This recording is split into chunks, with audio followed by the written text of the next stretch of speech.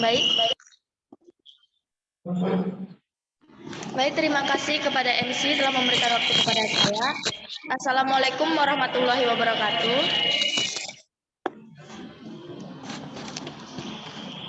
Selamat pagi dan salam sejahtera untuk kita semua.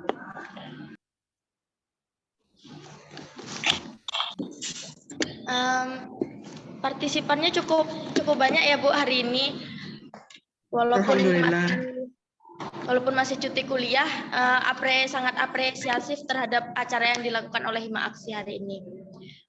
Saya ucapkan terima kasih untuk seluruh peserta yang dapat mengikuti webinar Literasi Keuangan Syariah dengan tema Literasi Ekonomi Syariah sesuai Fatwa DSN MUI.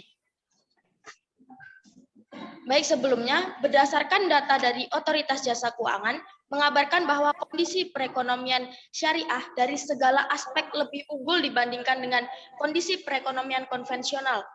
Namun hasil itu tidak berbanding lurus dengan literasi keuangan syariah, di mana literasi keuangan konvensional lebih tinggi dibandingkan dengan literasi keuangan syariah. Nah, pertanyaannya, apa yang harus dilakukan oleh generasi sekarang atau generasi masa depan dalam mewujudkan literasi keuangan syariah yang lebih baik lagi, di mana hal tersebut sesuai dengan kaidah-kaidah Islam? Pada kesempatan kali ini, semuanya akan dibahas tuntas oleh narasumber kita yang luar biasa pada hari ini. Beliau dahulu adalah seorang Dewan Pengawas Syariah Koperasi MUI tahun 2019 dan sekarang menjabat sebagai CEO PT Teknologi Indonesia dan juga dosen di salah satu universitas swasta di Malang. Untuk itu, mari kita sambut dengan segala apresiasi Bapak M. Syauqi Haris Eskom Mkom.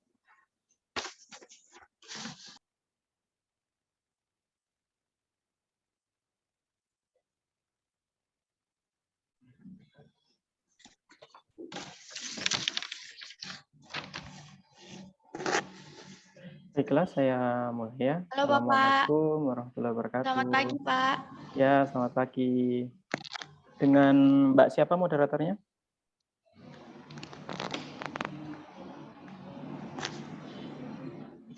Oke.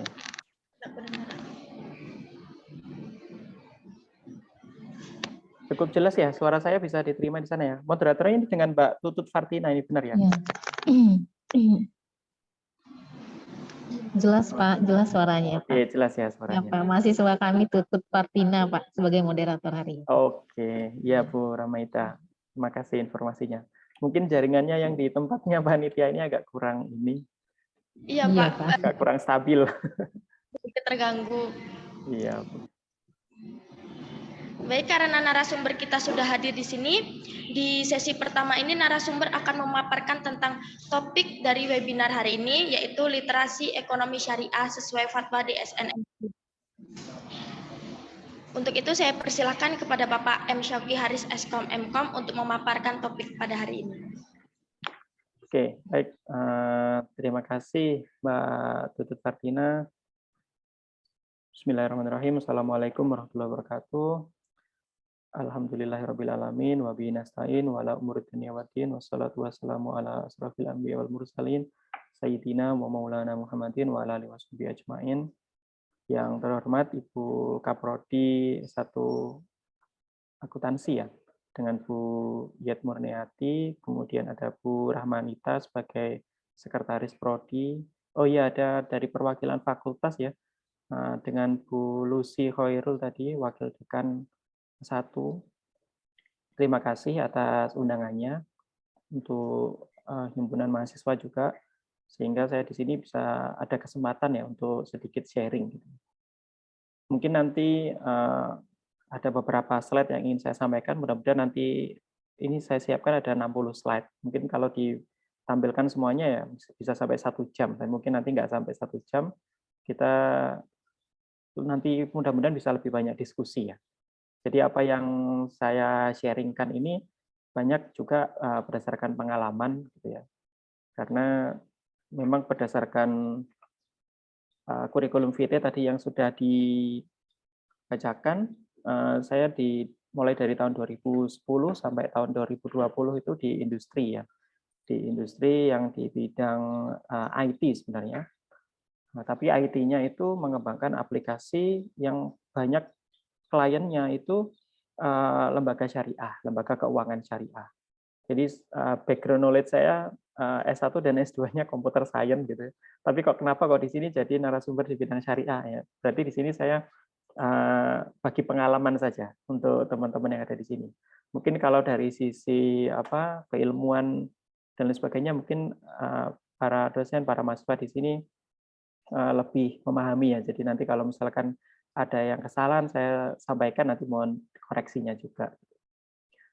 Di sini sesuai dengan judul ya, jadi literasi ekonomi sesuai ekonomi syariah sesuai fatwa di SNMUI. Tapi di sini saya akan ambil studi kasus ya. Studi kasusnya itu koperasi syariah.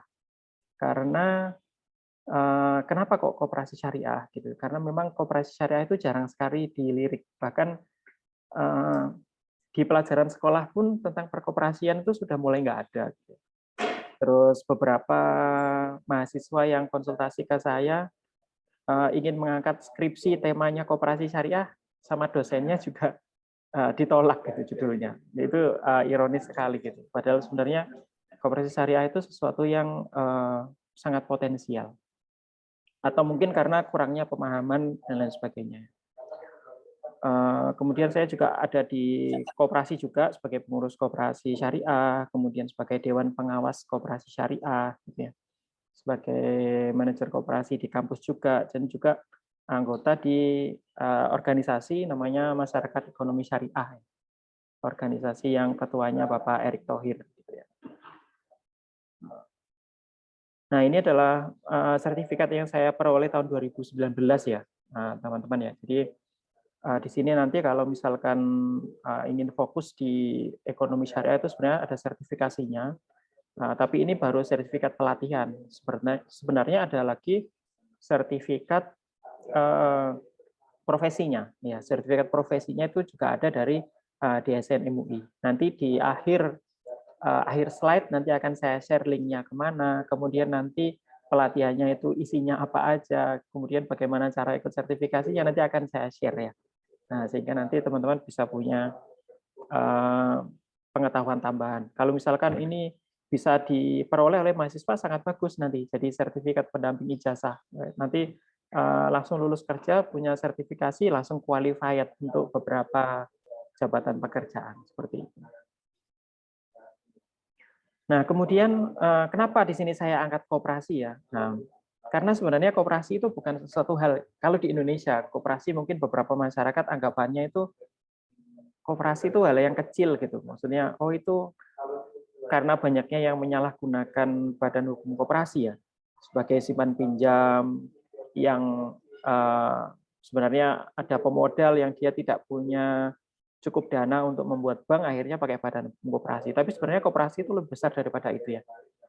Ini kenapa kok ada websitenya FC Barcelona? Karena Barca itu ya, klub sepak bola, salah satu klub sepak bola terbesar dunia itu adalah koperasi.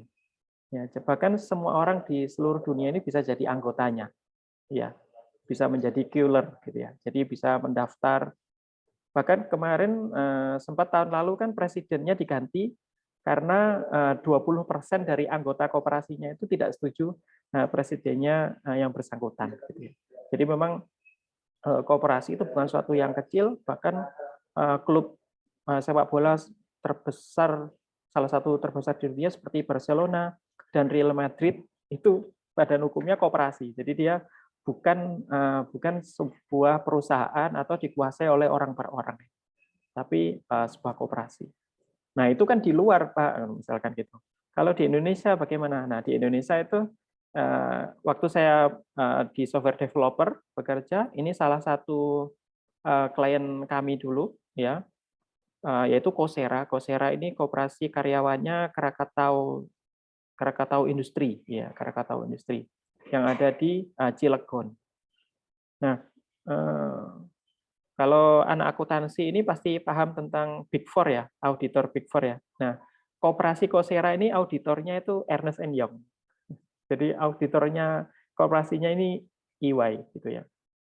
Nah, jadi Bahkan dia bayar pajak itu sampai hampir ratusan miliar gitu. Itu pajaknya. Jadi kan kebayang kan, berarti dia omsetnya berapa gitu. Bahkan di koperasi Coursera ini itu pimpinannya, ketuanya itu setara dengan direksi di perusahaannya, baik itu levelnya maupun gajinya. Tapi kalau untuk Coursera ini memang belum syariah secara murni ya. Kalau yang syariah contohnya ada BMI ya. Ya, BMI ini adalah salah satu koperasi besar juga ya. Dia ada di Jawa Barat. Dia memang sudah menjalankan prinsip syariah dan besar. Nah, beberapa waktu lalu saya bertemu dengan Bapak Kamarudin Batubara ya, ketuanya itu, sama-sama kami diundang di Perpusnas Bung Hatta di Bukit Tinggi ya. Kita kemarin bertemu di sana, kemudian sharing tentang betapa koperasi syariah itu benar-benar dibutuhkan oleh masyarakat sebagai solusi ya.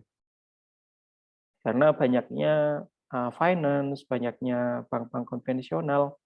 Nah, sebenarnya sudah ada ya BSI, cuman beberapa masyarakat itu tidak bank eligible ya. Jadi perannya koperasi itu nanti di sana gitu ya. Beberapa masyarakat yang tidak bank eligible itu ketika dia memiliki usaha, kemudian itu nanti dirangkul menjadi anggota koperasi, kemudian kita nanti bisa misalkan ada kesulitan pendanaan, kita bisa melakukan subsidi silang antar anggota. Ya, jadi kalau koperasi secara syariah itu, koperasi itu kan perkumpulan orang per orang ya, itu namanya syirkah. Terus di dalamnya itu ada konsep tolong menolong. Makanya koperasi syariah itu bukan koperasi syariah, koperasi saja. Itu kalau di bahasa Arab kan itu namanya syirkah ta'awuniyah gitu ya. Jadi sebuah syirkah, sebuah persatuan yang menjalankan prinsip tolong menolong di dalamnya. Kemudian ini karena S1 akuntansi ya, jadi mungkin di sini ada juga yang non-muslim seperti itu ya. Kenapa sih kok kita perlu mempelajari ekonomi syariah ya? Sebenarnya koperasi syariah itu mirip kayak gini, kayak produk halal gitu ya. Di mindsetnya masyarakat kita produk halal itu masih ini produknya orang muslim gitu. Sebenarnya di Israel pun ada ya, produknya orang Yahudi itu kosher gitu ya. Itu juga ada gitu. Dia makanan halalnya untuk orang Yahudi. Tapi kita tuh harus mengubah mindset. Misalkan halal food itu bukan Muslim food ya. Halal food itu adalah high quality food. Halal food itu adalah healthy food. Nah, demikian juga ekonomi syariah. Ekonomi syariah itu bukan ekonominya orang Islam. Ekonomi syariah itu is the economic solution gitu ya. Jadi solusi di bidang ekonomi untuk banyak menyelesaikan permasalahan di masyarakat. Nanti kita akan tinjau ya aspeknya satu persatu. Bagaimana ekonomi syariah itu kalau misalkan diterapkan itu benar-benar bagus gitu ya. Nah, 2 tahun yang lalu setelah saya ikut pelatihan di perusahaan saya bekerja itu, saya membuat video di YouTube ya tentang bagaimana koperasi syariah itu bisa pindah, koperasi itu yang awalnya konvensional bisa pindah ke syariah. Ini contoh kasus saja ya. Sebenarnya ini bisa diterapkan untuk berbagai jenis usaha. Ya, ketika merasa usahanya itu kayaknya ini belum syar'i, oh ya berarti bisa hijrah dong. Ya, sesuai dengan apa ya? Sesuai kalau di Indonesia ini kan ada Majelis Ulama Indonesia. Ya kita mengajunya ke sana, gitu ya. Makanya di sini saya buat video di YouTube judulnya sesuai di SNMUI. Kalau misalkan sesuai pendapat Ustadz, gitu ya. Ya Ustadz itu macam-macam. Di YouTube itu banyak sekali ustadznya, madhabnya macam-macam, cara penyampaiannya juga macam-macam, pendapatnya ulama yang disampaikan juga macam-macam. Tapi kalau kita melihat di MUI, namanya kan ulama ya, ulama itu kan jamaknya dari alim gitu ya. Di sana adalah kumpulan orang-orang yang sudah menguasai di bidangnya, kemudian membuat fatwa, ya, membuat fatwa yang itu bisa dijadikan dasar hukum untuk kita bermuamalah. Ini video saya 2 tahun yang lalu ya, mudah-mudahan wajahnya masih cukup sama. Nggak tahu. Oke, nah Kenapa kok saya tadi mengangkat koperasi ya? Perlu diketahui ya sama ini saya manggilnya para mahasiswa atau adik-adik ya, adik-adik aja. Jumlah koperasi di Indonesia itu ada 150.000 ya, 150.000 koperasi, dan kalau misalkan di Sumatera Barat itu ada kota Bukit Tinggi, itu adalah kota kelahirannya Bung Hatta. Bung Hatta itu adalah siapa? Bapak Koperasi Indonesia ya. Sedangkan dari 150.000 koperasi itu yang baru menjalankan prinsip syariah ya, maksudnya secara legal ini syariah itu baru berapa ini? 5.000 unit. 5.000 unit kalau dari 150 itu baru sekitar cuma 3% ya. Ya, 3 sekian persen koperasi di Indonesia itu yang menjalankan prinsip syariah. Jadi banyak banget koperasi yang belum syariah gitu ya. Sedangkan masyarakat kita semakin tahun ya, kesadarannya untuk menjalankan ekonomi syariah itu semakin tinggi.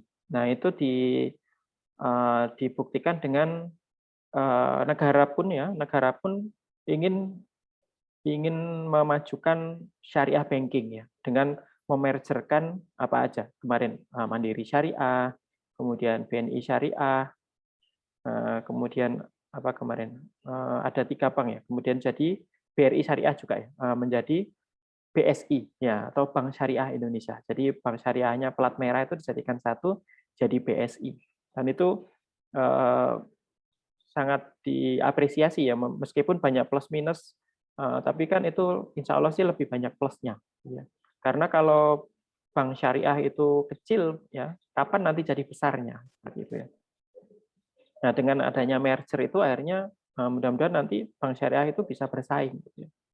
Apakah nasabah bank syariah harus muslim? Ya enggak gitu ya.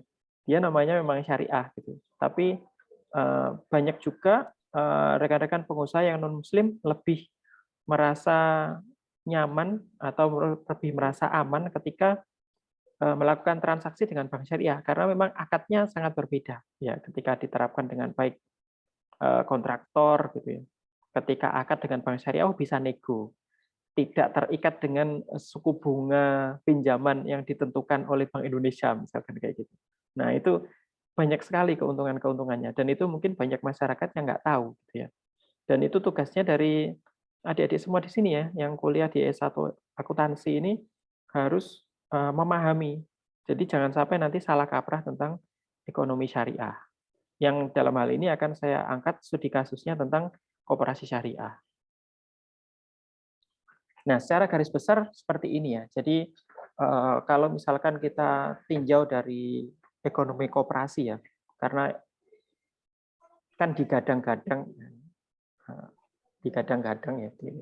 Sekarang lagi ngetren tuh kata-kata itu. Kadang-kadang ekonomi koperasi adalah sokoguru perekonomian Indonesia.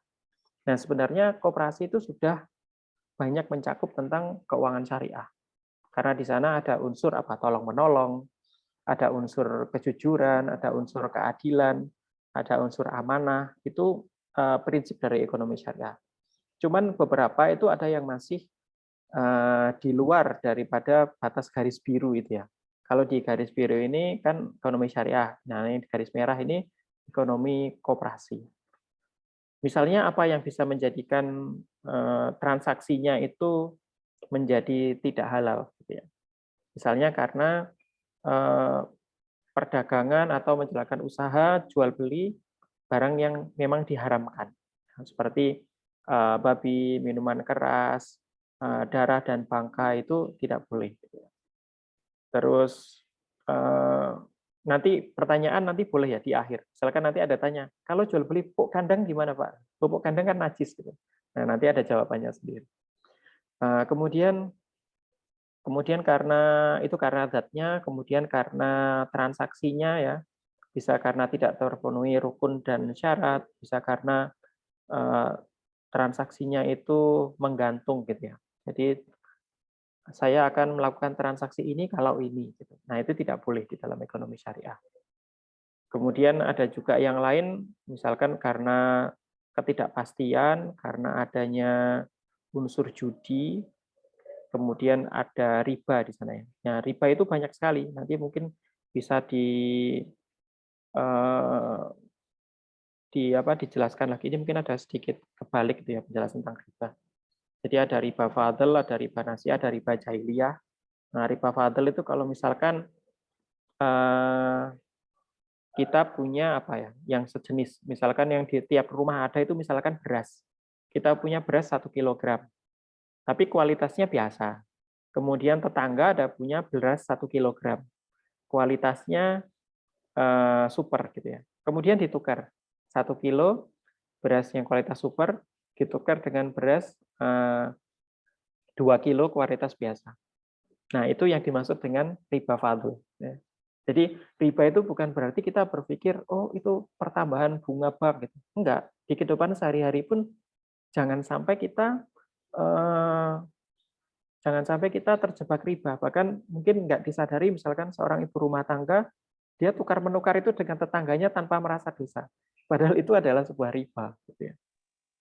Nah, itu yang dimaksud dengan riba fadl.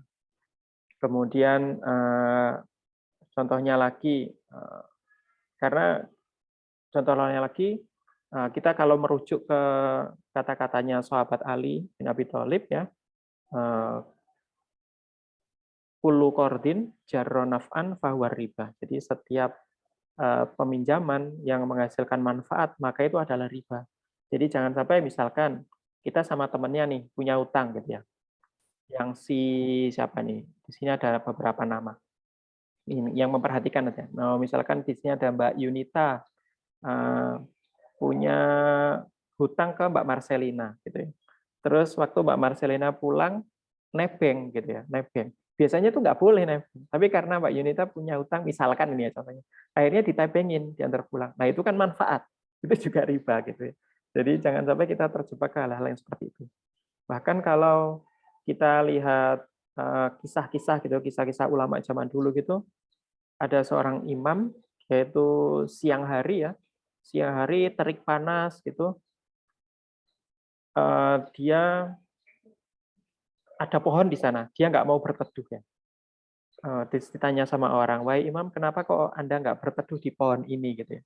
Terus dijawab, oh soalnya yang punya tanah ini, yang punya pohon ini tuh punya utang ke saya.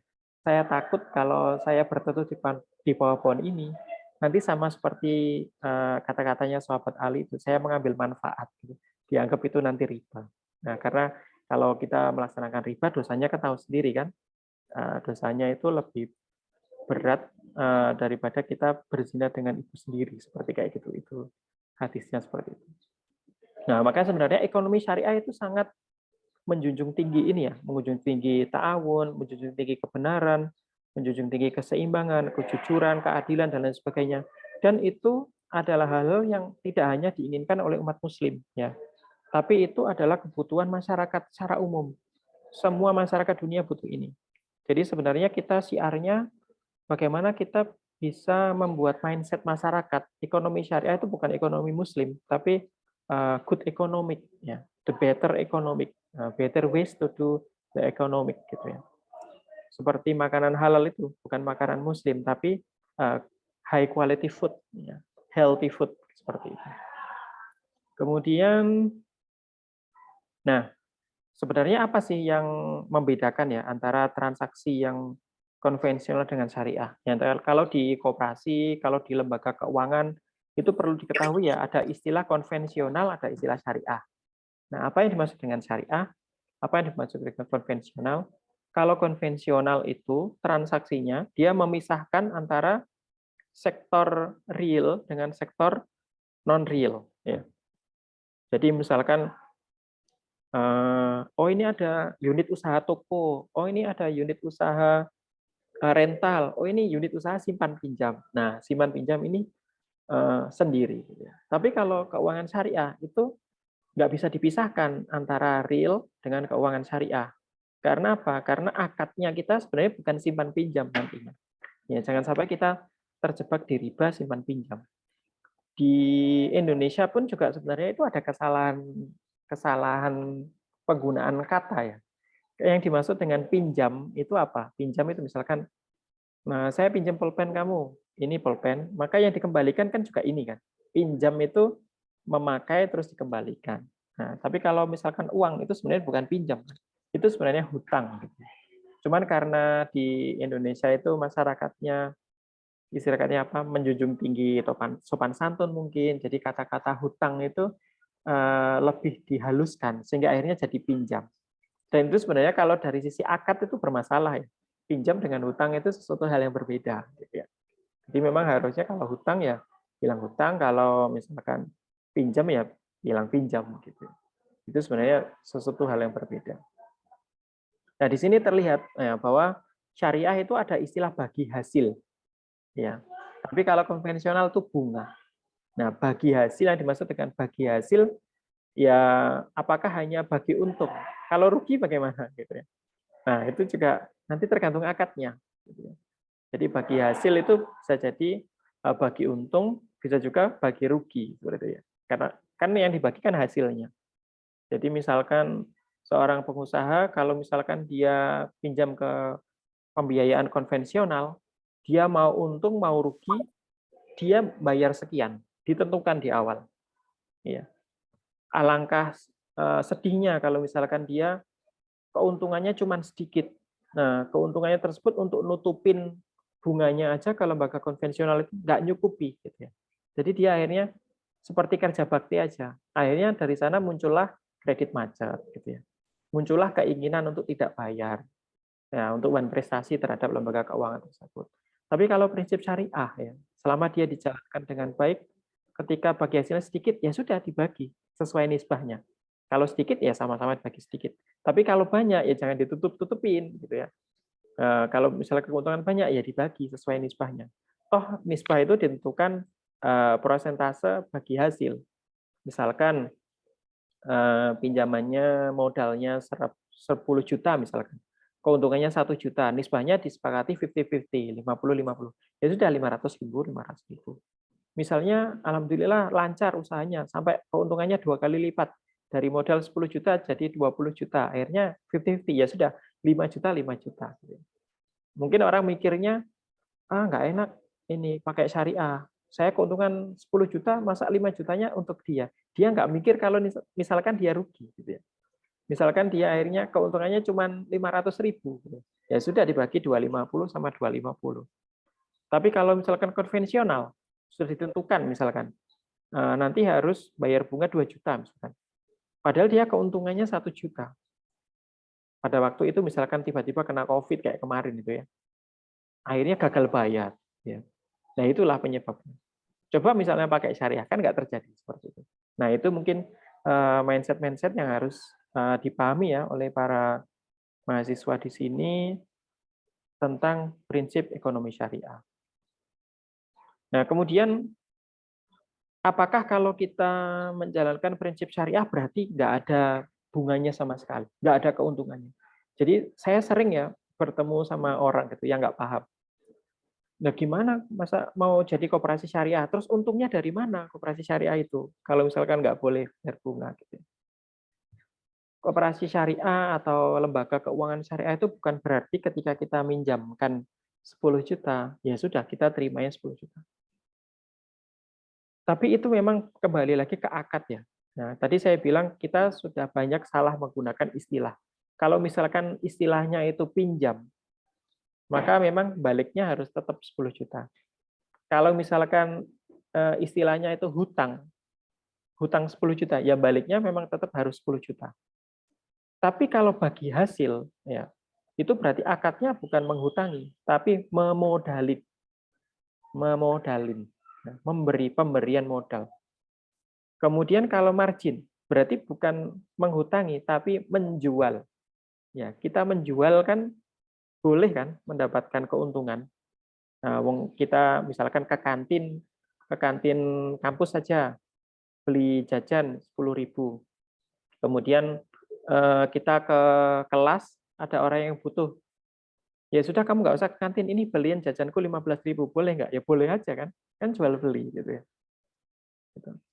Kemudian fee itu berarti apa? Fee itu berarti upah. Berarti lembaga keuangan tersebut, baik itu koperasi atau bank atau lembaga keuangan yang lainnya, itu memberikan sesuatu yang disewakan, baik itu barang atau jasa. Ya, jadi fee itu kalau bahasa Arabnya ujroh. Kemudian bonus, nah bonus ini sesuatu yang tidak diperjanjikan. Nah, kalau sesuatu yang tidak diperjanjikan itu boleh saja. Gitu ya. Malah sunnahnya ketika Rasulullah pun ketika dihutangin ya, dia membayar hutang tersebut dengan memberikan hadiah dan memberikan pembayaran lebih, dengan memberikan sesuatu pemberian yang tidak diperjanjikan di awal sebagai ucapan terima kasih telah dibantu. Nah, itu kalau tidak diperjanjikan di awal, itu nggak ada masalah. Ya, jadi di sini dipahamin ya, yang diharamkan itu adalah bunga, ya secara istilah, gitu ya. Sebenarnya ini juga kalau dibahas lebih lanjut bunga yang seperti apa itu juga sebenarnya bisa digali lagi ya, karena kan misalkan di Indonesia ini inflasi berapa persen? Coba di sini aktif dengerin nggak sih? Coba misalkan ada yang jawab atau tulis di chat. Inflasi di Indonesia rata-rata berapa persen? Mahasiswa S1 akuntansi? 8%, Pak. Berapa? 8. 8%, Pak. Datanya dapat dari mana itu? Data dari Kominfo dan dibacain Bapak Joko Widodo. Gitu. Tinggi sekali ya. Info terakhir saya cuma tahunya 4% inflasinya. Oke. Yang di Jambi, Pak, 8%. Yang di Jambi 8%. Oke. Nah, kalau misalkan inflasi 8%, maka kalau misalkan ada orang yang hutang di tahun ini ya, hutang 100 juta gitu. Kemudian dia bayarnya tahun depan. Kalau dia bayar 100 juta lagi, itu dia namanya syariah apa dolim? Sama yang memberi hutang gitu. Nah, dia kan berarti mendolimi. Karena apa?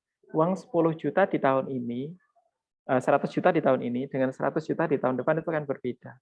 Nah, kalau misalkan dibilang bunga, kalau misalkan itu hanya untuk menutup kerugian material karena inflasi, apakah itu diharamkan? Nah, itu perlu kajian lagi kan. Nah, kajian lagi lebih mendalam. Cuma di sini kita nggak bahas itu, kita bahas untuk akad-akad yang real aja. Akad-akad yang sesuai fatwa di SNMUI, di mana nanti ada bagi hasil, ada margin, ada fee, ada bonus. Itu nanti munculnya dari mana. Oke.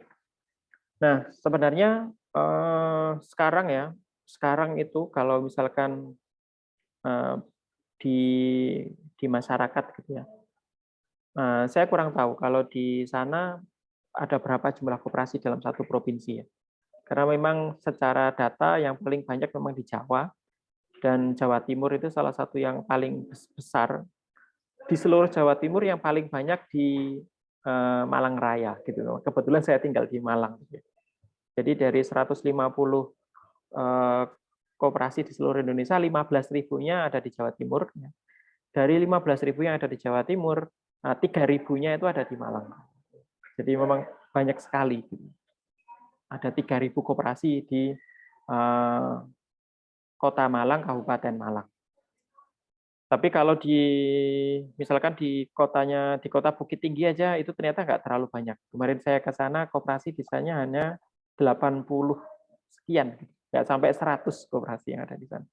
Nah, jadi itu kan kita juga cukup miris ya, karena banyak orang, terutama generasi muda ya, yang tidak paham tentang koperasi gitu ya. Tidak paham tentang koperasi, padahal sebenarnya kalau kita dengan memiliki koperasi, apalagi kita bawa koperasi syariah, itu banyak jadi solusi loh di masyarakat ya.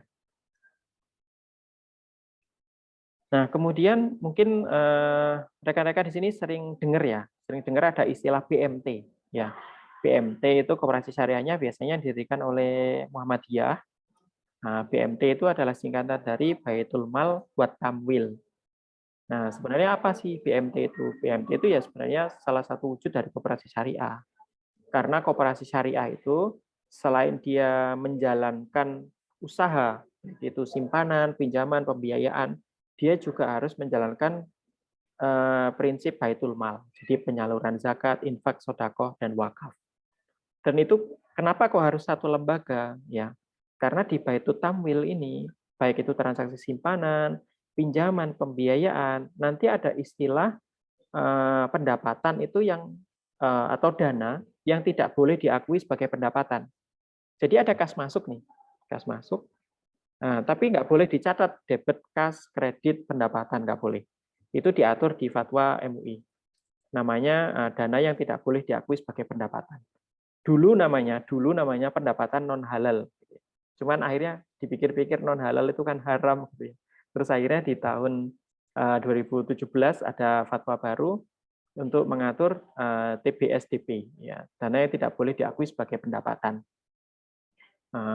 Itu dana tersebut larinya kemana? Nah, oleh BMT atau kalau KSPPS itu apa? KSPPS itu koperasi simpan pinjam dan pembiayaan syariah. Kalau USPPS itu apa? Unit simpan pinjam dan pembiayaan syariah. Nah, dana yang tidak boleh diakui sebagai pendapatan itu secara akuntansi dia dicatat sebagai hutang, ya. Jadi kalau di neraca itu di 02 ya, di likuiditas ya. Kemudian Baitul Tamwil itu yang menjalankan usaha, Baitul Mal yang menyalurkan dana yang tidak boleh diakui sebagai pendapatan maupun dana yang diperoleh dari masyarakat. Misalkan titipan untuk zakat, titipan infak, sedekah dan wakaf itu difasilitasi oleh BMT tersebut. Jadi nanti sebuah lembaga tersebut fungsinya banyak. Fungsinya selain untuk anggota sendiri juga untuk masyarakat luas. Nah, kemudian di sini yang perlu diketahui ya. Jadi kenapa kok tadi saya jelaskan saya punya sertifikat DPS? Karena kalau di koperasi syariah, di koperasi biasa itu kan hanya ada pengurus dan pengawas ya. Tapi kalau di koperasi syariah itu harus ada Dewan Pengawas Syariah. Jadi semua lembaga yang punya embel-embel syariah, misalkan asuransi syariah, koperasi syariah, rumah sakit syariah, dan lain sebagainya. Itu ada namanya Dewan Pengawas Syariah. Nah, inilah yang akan saya share ke teman-teman. Profesi sebagai Dewan Pengawas Syariah itu masih sangat kecil. Masih sangat kecil. Jadi masih terbuka peluang lebar untuk menjadi Dewan Pengawas Syariah.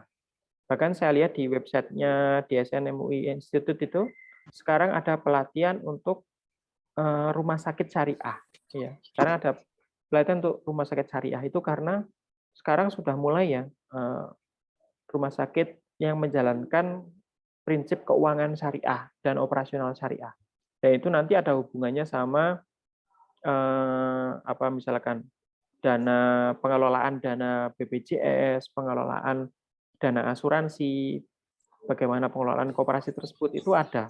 Ya, jadi menjadi Dewan Pengawas Syariah itu sangat mudah.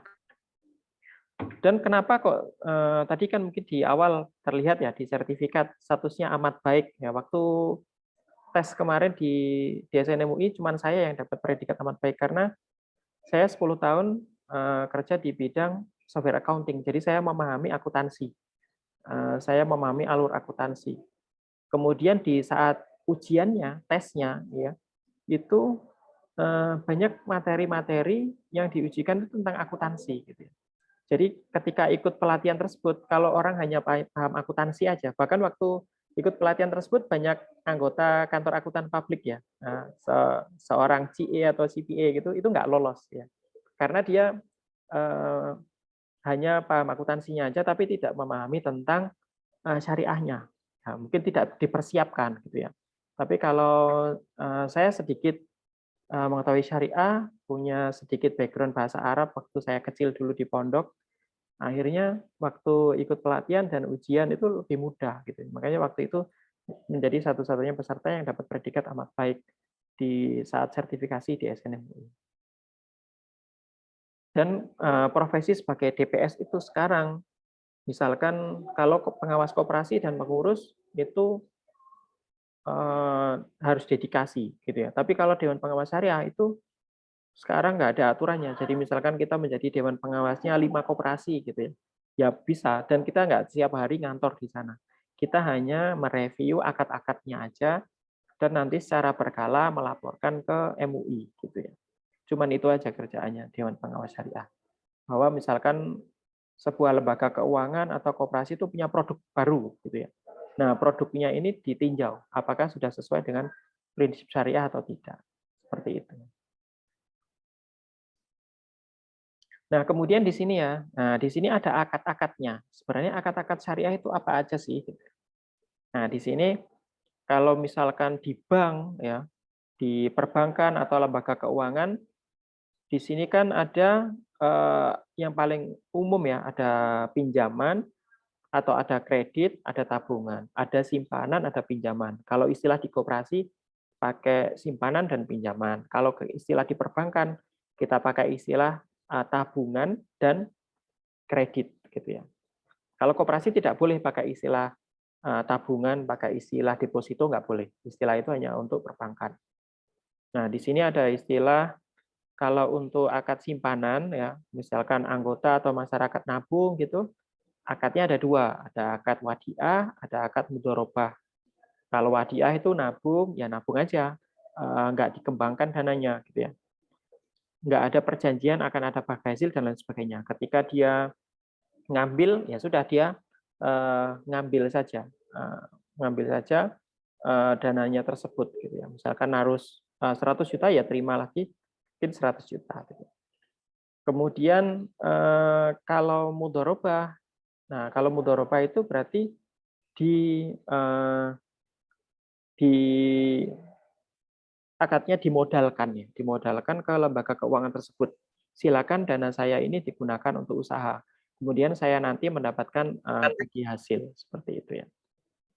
Nah, itu yang dimaksud dengan mudharabah, atau tulisan bahasa Indonesia mudharabah. Nah, kemudian kalau pinjaman bagaimana? Nah, istilah pinjaman ini yang seringkali salah kaprah di sisi masyarakatnya. Jadi kalau pinjaman itu memang bahasa Arabnya kan qard ya. Nah, qard itu ada dua memang, ada qardul hasan, ada memang qard biasa. Kalau qard itu sama seperti kita pinjam ke teman, pinjam ke saudara, saya pinjam ya uangnya 10 juta, terus minggu depan dikembalikan 10 juta. Nah, itu qard, pinjam. Nggak boleh dijanjikan ada kelebihan. Nah, kemudian bagaimana agar lembaga keuangan syariah tersebut mendapatkan keuntungan?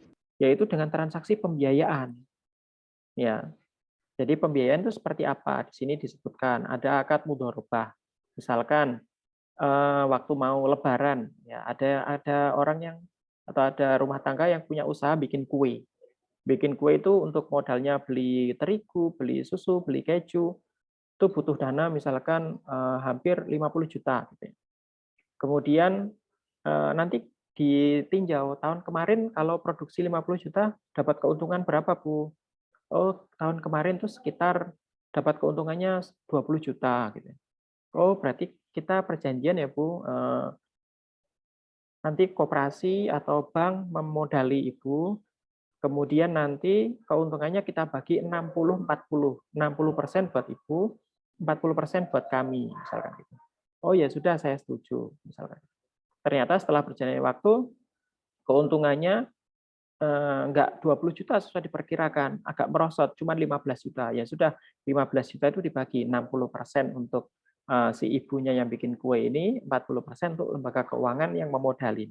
Yaitu akad mudharabah atau modal usaha. Kemudian ada berikutnya akad musyarakah, pembiayaan bersama. Nah, bedanya apa musyarakah dengan mudharabah? Nah, kalau musyarakah ini misalkan ada seorang pemborong, ya, seorang pemborong punya dapat tender apa ngaspal jalan misalkan gitu ya.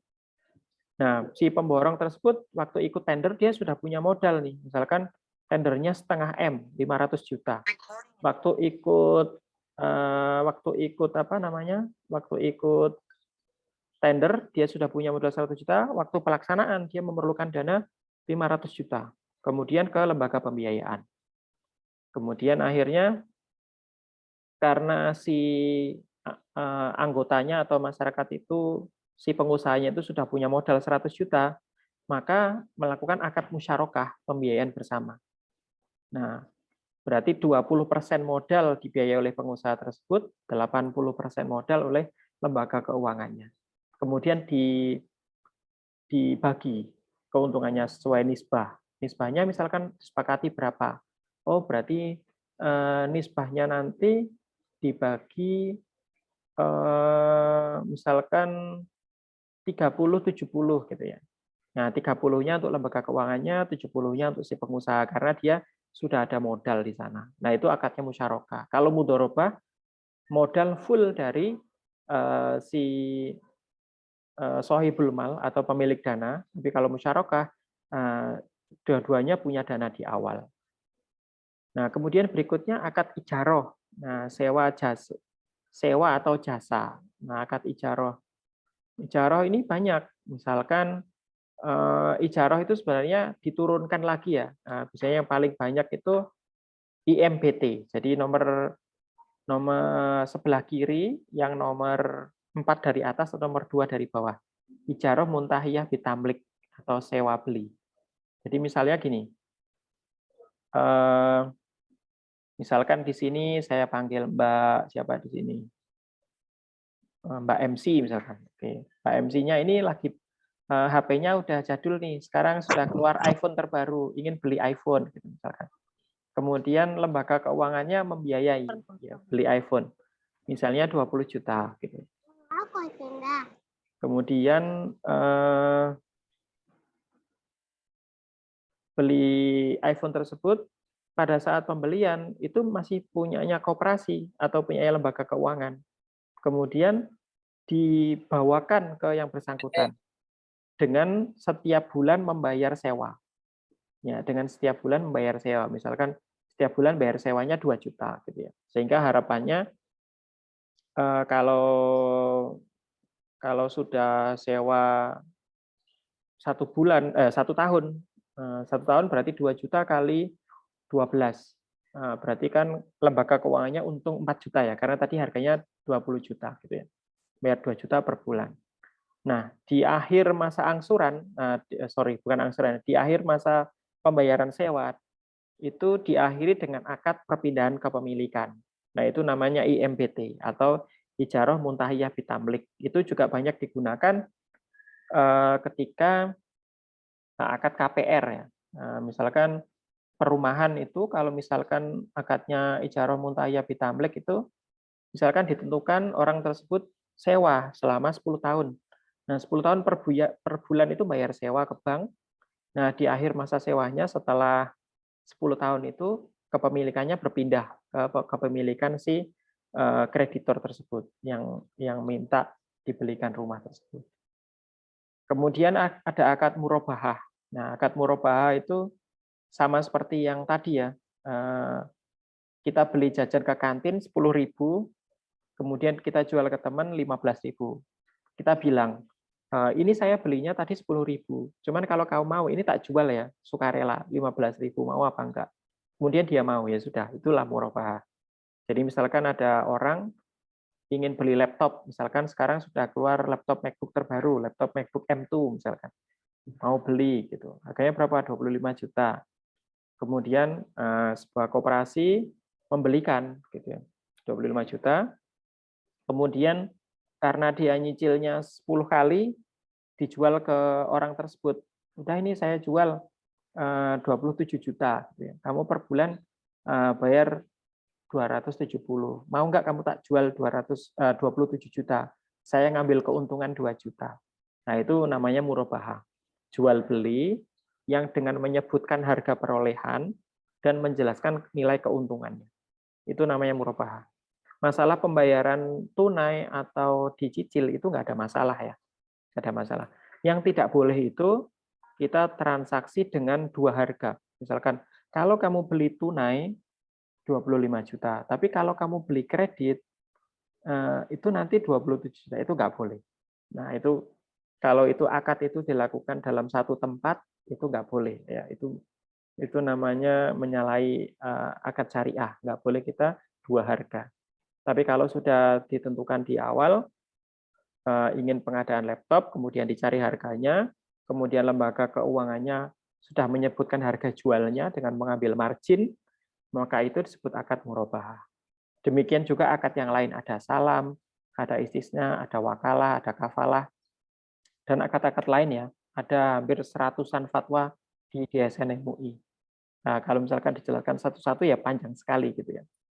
Misalkan kalau salam itu kita pesen order dulu, tapi barangnya itu belum dimiliki. Kalau istisna barangnya itu belum dibuat. Nah, untuk sesuatu hal yang belum ada, baru ada rancangannya itu istisna. Wakalah itu kita mewakilkan.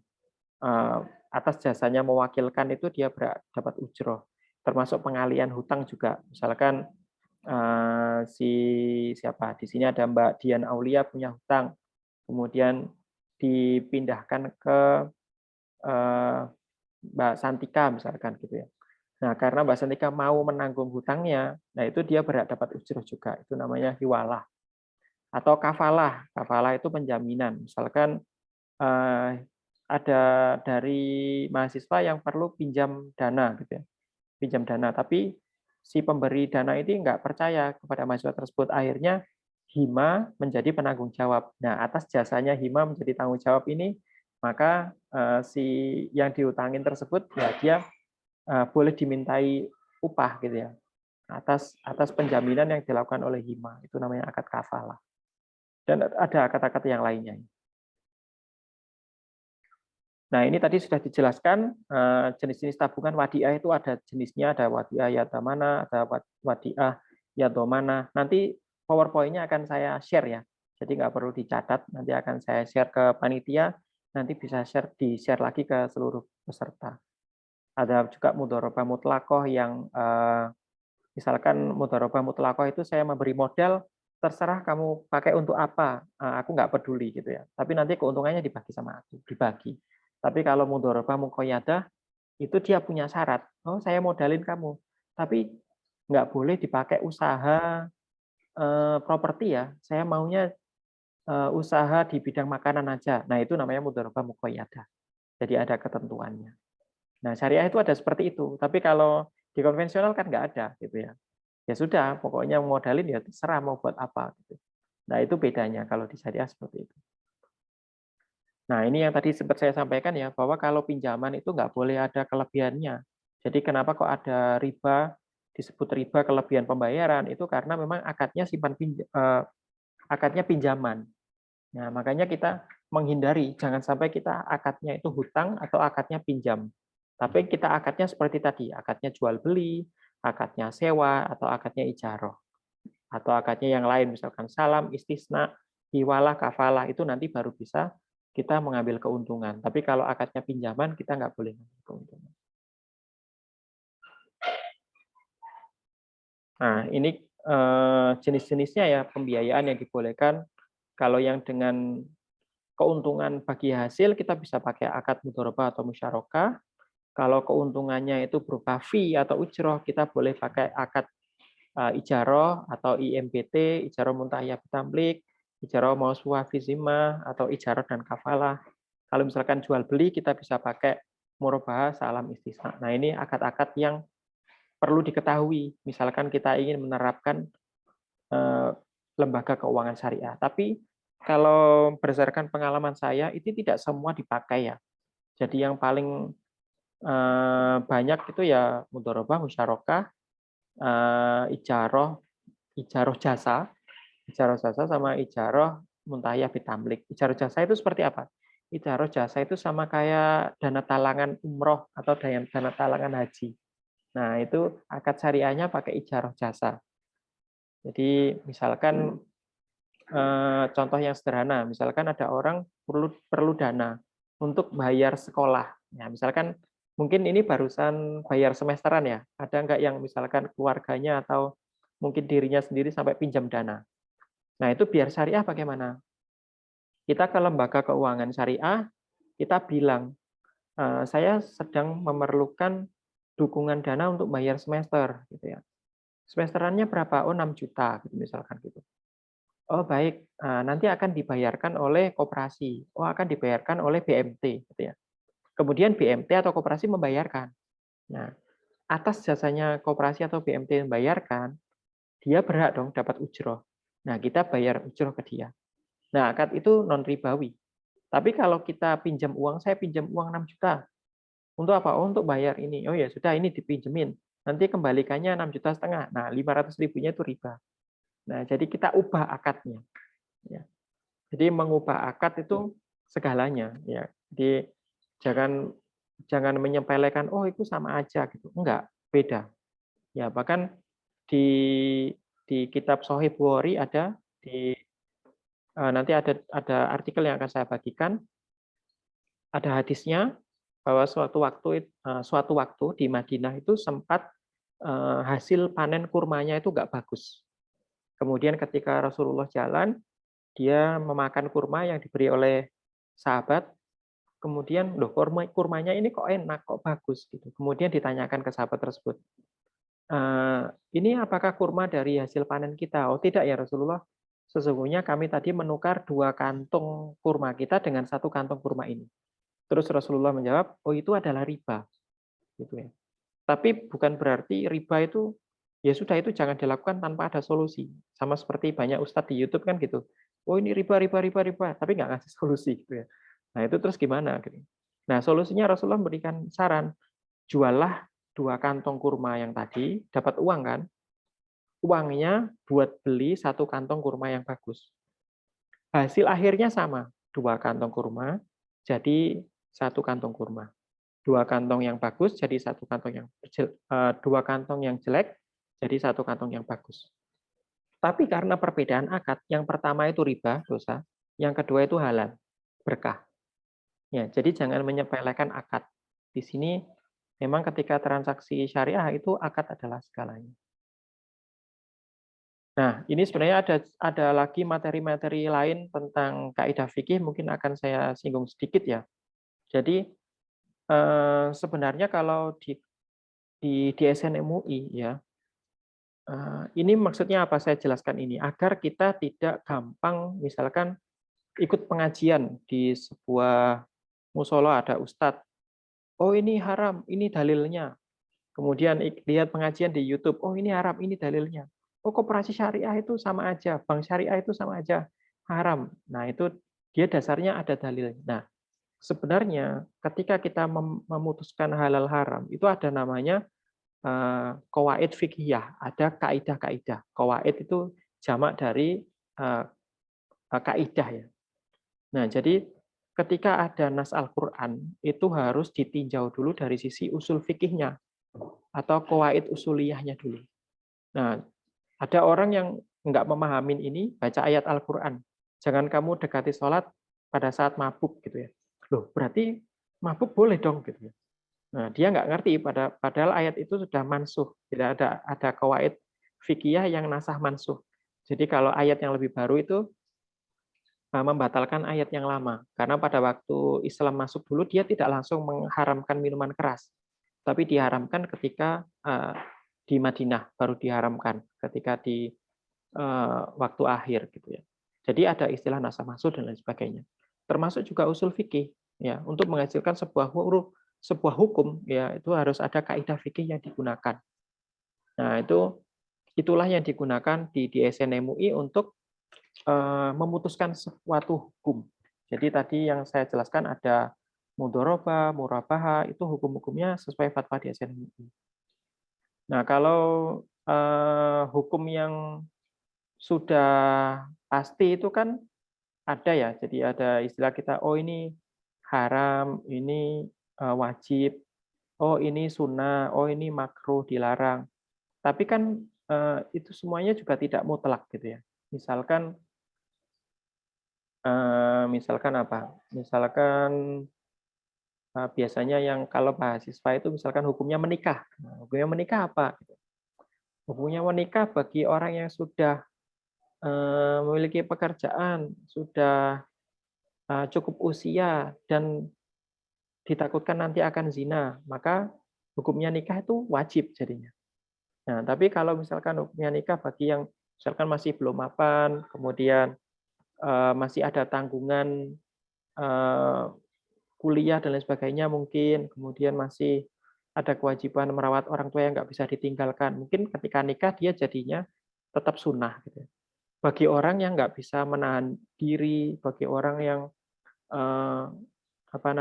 dia suka emosian, masih belum bisa kontrol, ditakutkan kalau nanti menikah malah akan menyakiti pasangannya, bisa jadi hukum menikah itu jadi haram.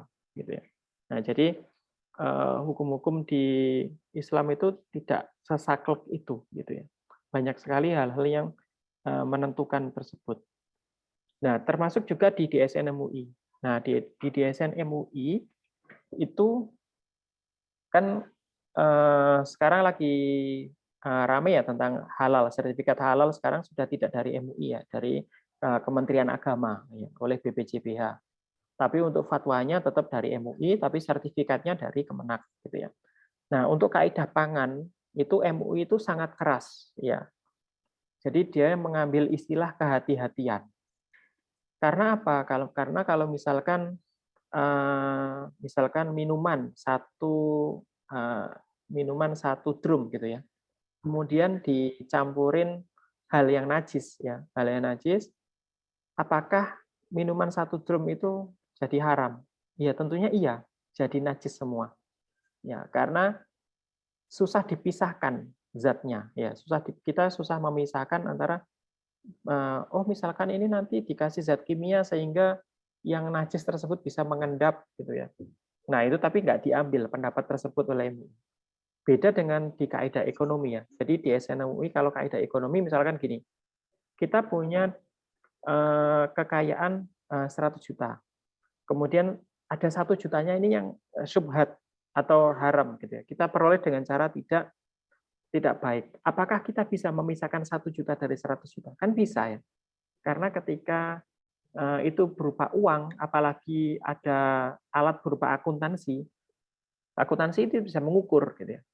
Ketika dalam perputaran 1 tahun di sini ada sebagian dana yang ternyata itu diperoleh dengan tidak halal atau merupakan dana yang tidak boleh diakui sebagai pendapatan, di akhir tahun itu bisa dipisahkan.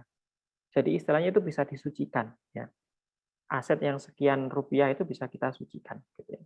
Nah, makanya ketika kita merujuk ke DSN MUI itu mengambil pendapat atau dalil-dalil yang lebih maslahah ya. Mengambil dalil-dalil yang lebih bisa memberikan manfaat kepada masyarakat gitu ya.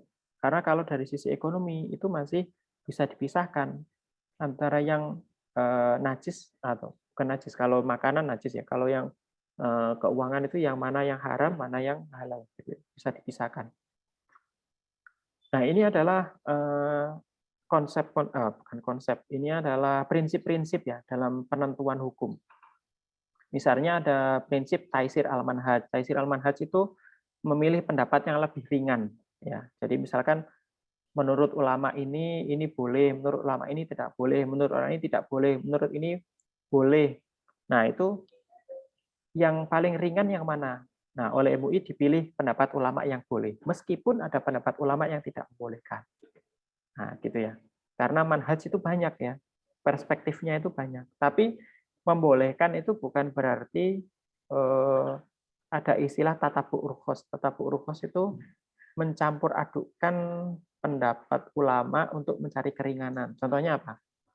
Contohnya kalau bersentuhan suami istri, kalau misalkan bersentuhan lawan jenis tidak sengaja, dia bilangnya, oh saya ikut mazhabnya Imam Hanafi ini, saya nggak sengaja, nggak batal wudhunya, ngambil enaknya.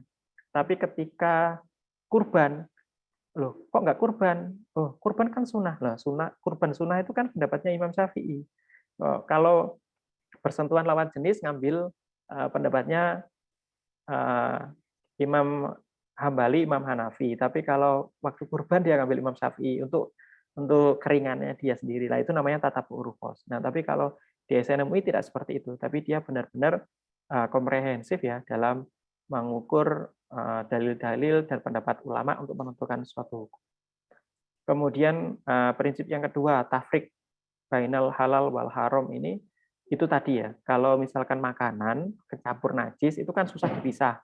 Tapi kalau uang, dia ada laporan keuangannya, ada dana-dana yang tidak boleh diakui sebagai pendapatan, itu di akhir kan kita bisa keluarkan. Ya. Secara akuntansi itu sangat mungkin. Gitu ya. Kemudian ada kaidah yang ada al-nadhor. Yang ada al-nadhor itu, misalkan pendapatnya ulama lama dengan pendapat ulama yang baru karena perkembangan zaman, ketika sesuatu itu tidak nashih ya, tidak tercantum secara eksplisit di Al-Quran dan hadis, pendapat ulama itu bisa salaf, bisa kholaf.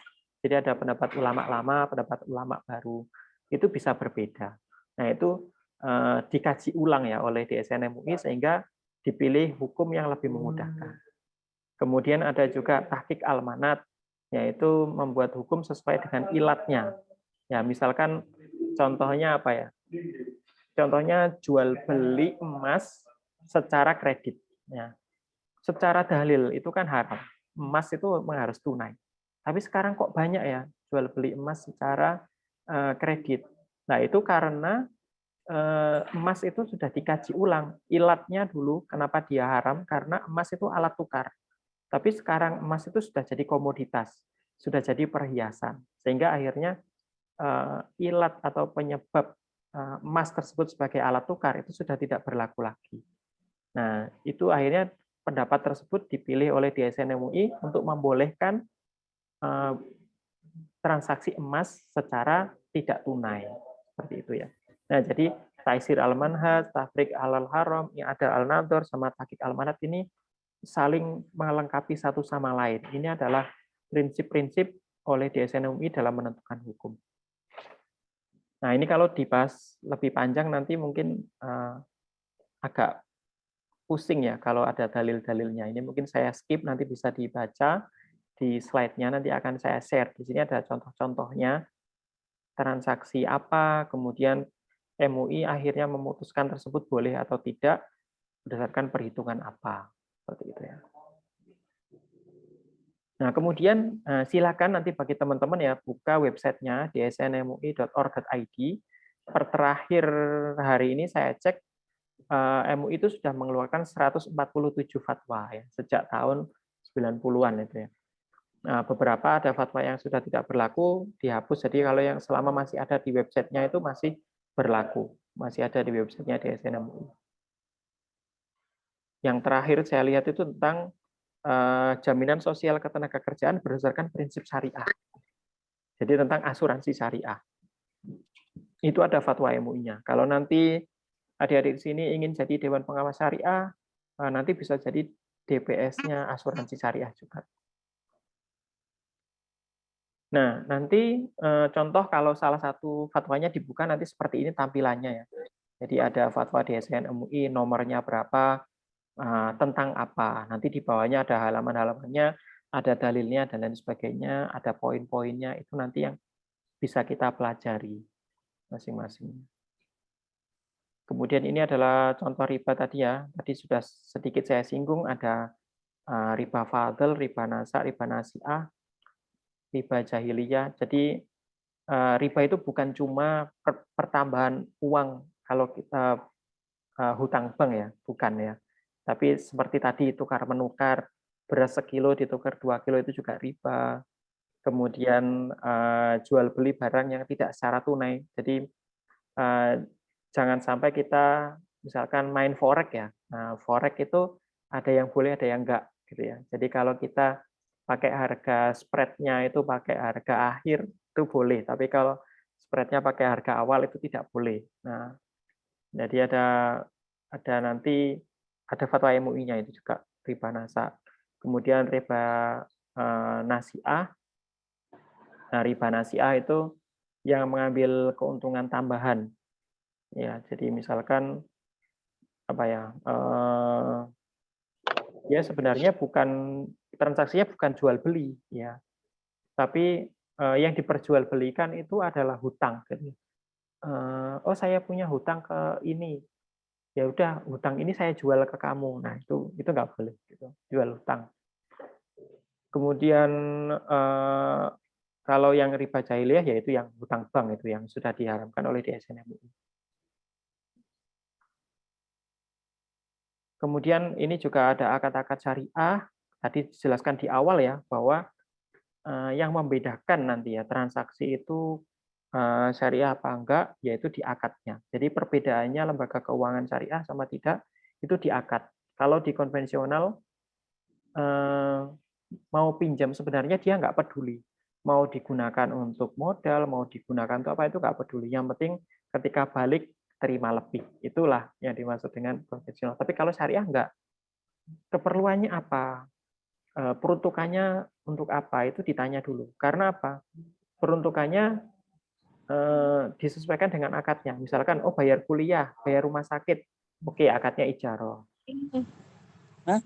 Oh keperluannya untuk Enggak, aku kadang-kadang keperluannya untuk apa? Misalkan keperluannya untuk tadi modal untuk bikin jajan lebaran. Oh berarti akadnya bisa mudorobah atau bahannya kalau dibelikan oleh lembaga keuangan maka akadnya bisa murobahah. Jadi akad itu sangat menentukan transaksinya, jenis transaksi yang digunakan. Nah nanti bisa dipelajari ya, ada beberapa objek fikih muamalat ini nanti saya share. Nah ini ada juga akad.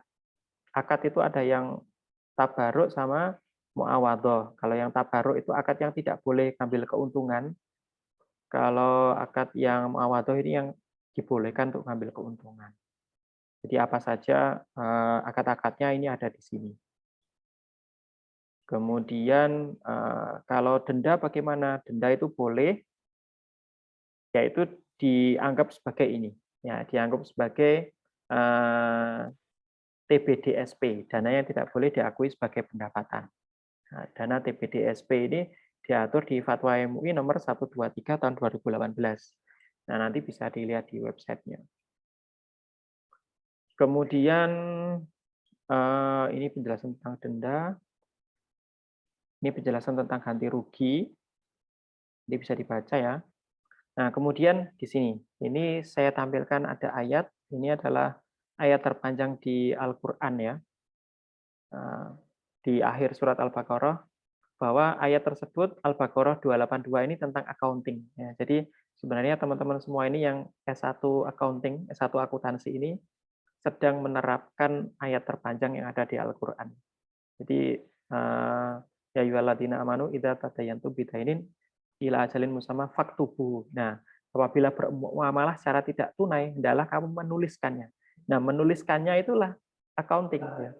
Setiap transaksi debitnya apa, kreditnya apa, itulah menuliskan ya. Jadi ketika kita nuliskan debit dan kredit, diniatin kita sedang mengaplikasikan atau menjalankan hukum Al-Qur'an ya, perintah dari Allah gitu. Insya Allah nanti lebih berkah nanti. Menjalankan tugas dari dosen juga, nah ini juga kita mengamalkan ayat Al-Qur'an ini. Jadi jangan jangan nggak terima kalau dikasih tugas yang banyak, nanti kan bisa menerapkan ayat ini dengan lebih baik seperti itu. Nah, kemudian yang perlu diketahui ya, kalau di KSPPS itu laporannya ini. Jadi mungkin sebelum nanti terjun di masyarakat, kalau kita mungkin tahunya neraca laba rugi atau balance sheet sama PNL gitu ya. Nah, kalau di KSPPS itu ada 7. Nah, kalau di koperasi konvensional cuma 5. Jadi kalau koperasi konvensional dia hanya perlu neraca, PNL atau perhitungan sebenarnya PHU namanya kalau di koperasi ya. Perhitungan hasil usaha, ada perubahan ekuitas atau perubahan modal, arus kas atau cash flow, dan catatan atas laporan keuangan. Sedangkan untuk laporan sumber dan penggunaan dana zakat, kemudian laporan sumber dan penggunaan dana kebajikan itu hanya ada di koperasi syariah. Jadi ada tambahan 2 laporan. Karena apa? Karena dia selain menjalankan usaha, dia juga menjalankan baitul mal. Makanya ada 2 tambahan laporan.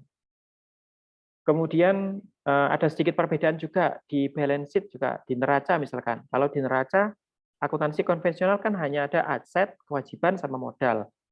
Ada aset, hutang sama ekuitas gitu ya. Tapi kalau di akuntansi syariah ada satu tambahannya, ada DST. Nah, ada dana sirkah temporer. Itu dari mana? Dari tabungan atau simpanan anggota atau masyarakat yang akadnya mudorobah. Nah, karena apa? Dia termasuk dana sirkah, tapi bukan termasuk modal.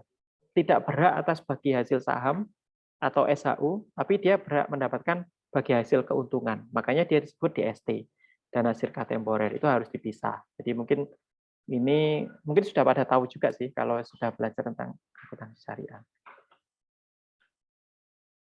Dan ini yang perlu saya share ya ke teman-teman semua, bahwa di Peraturan Menteri Koperasi Nomor 11 Tahun 2017 tentang pelaksanaan usaha simpan pinjam dan pembiayaan syariah, kenapa kok koperasi syariah itu belum banyak di masyarakat ya? Karena di pasal 15 di sana disebutkan Dewan Pengawas Syariah itu harus memiliki sertifikat kompetensi. Ya, harus punya sertifikat pelatihan dan pendidikan dan pelatihan gitu. Itu yang mereka susah. Nah, kalau misalkan kita sudah punya, maka teman-teman di sini punya profesi yang dilindungi oleh peraturan pemerintah. Ya. Peraturan menteri dalam hal ini. Peraturan Menteri Koperasi Nomor 11 Tahun 2017 dan itu masih berlaku sampai sekarang. Jadi ini adalah salah satu profesi yang bisa dimanfaatkan oleh teman-teman S1 Akuntansi Dharma Andalas ini ya.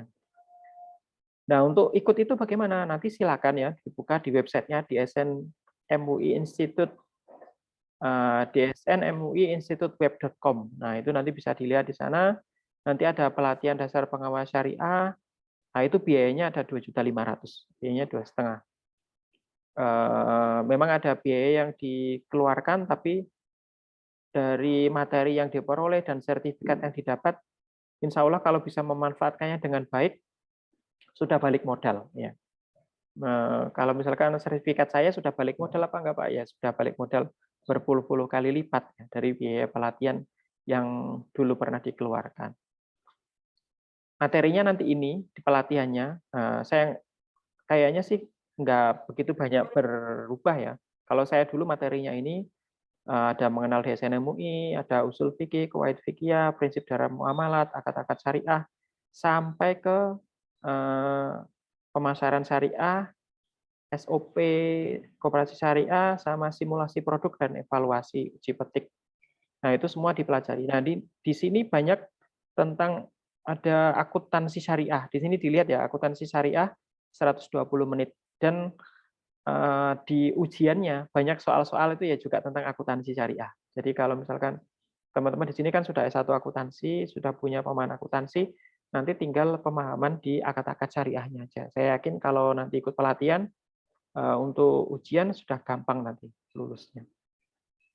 Nah, ini bulan kemarin ya, bulan kemarin atau 2 bulan lalu saya lupa. Waktu saya di Bukit Tinggi, itu materi yang saya berikan yang paling banyak disambut oleh peserta itu tentang koperasi syariah.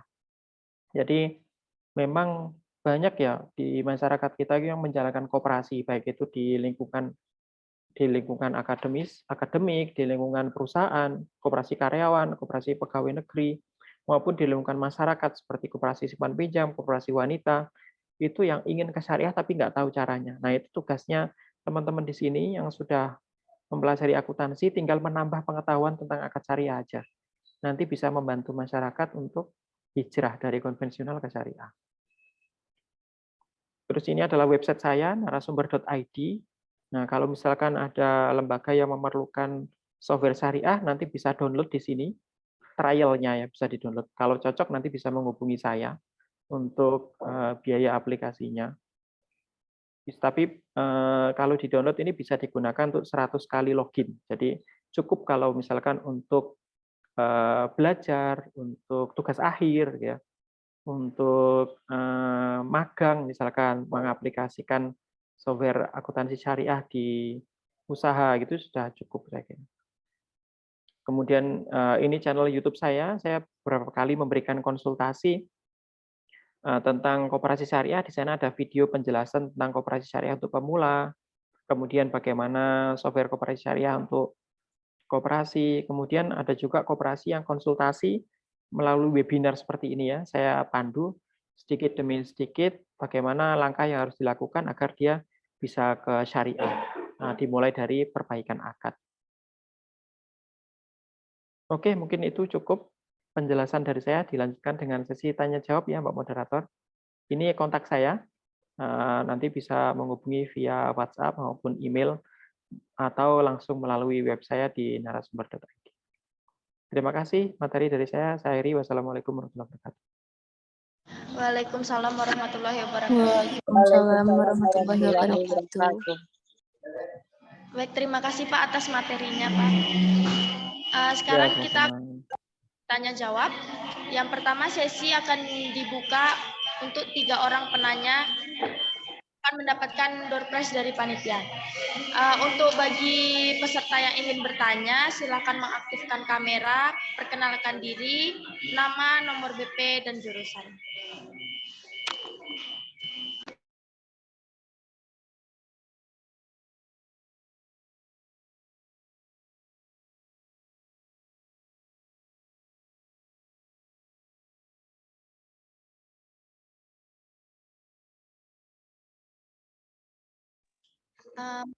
Bagi peserta yang mengalami masalah jaringan, dipersilakan untuk bertanya di kolom chat.